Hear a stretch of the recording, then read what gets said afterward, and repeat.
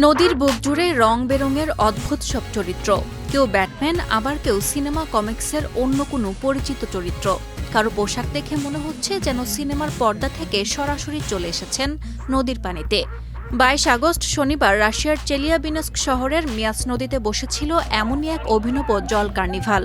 শহরটিতে প্রথমবারের মতো আয়োজিত হয় চোখ ধাঁধানো কস্টিউম, স্ট্যান্ড আপ প্যাডেল বা সেফ ফেস্টিভ্যাল। উৎসবের মূল আকর্ষণ ছিল পোশাকের বৈচিত্র্য। ডিসি কমিক্সের পয়জন আইভি সেজে প্রতিযোগিতায় অংশ নিয়ে আলেকজান্দ্রা বলেন, চমৎকার আবহাওয়া আর রঙিন পরিবেশ উপভোগ করতে পেরে তিনি বেশ আনন্দিত।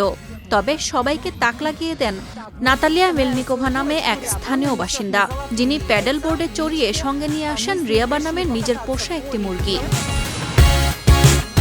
গতির লড়াই নয়, আয়োজকদের মূল নজর ছিল সৃষ্টিশীলতা আর বিনোদনের উপর। 600 জনেরও বেশি প্রতিযোগী এতে অংশ নেন। সেরা পোশাক, সেরা বোর্ড সাজানো এবং মিস ও মিস স্যাপের মতো বিভিন্ন ক্যাটাগরিতে দেয়া হয় পুরস্কার। উৎসবটির আয়োজন করে স্থানীয় সংবাদ মাধ্যম 74.ru ও চেলিয়াবিনস্ক অঞ্চলের সরকার।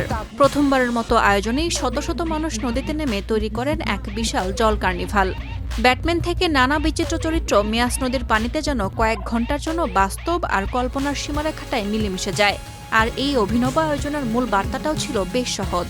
দৌড় নয়, প্রতিযোগিতা নয়, সৃজনশীলতা, বিনোদন আর একসঙ্গে আনন্দ করাই ছিল এই কার্নিভালের আসল উদ্দেশ্য।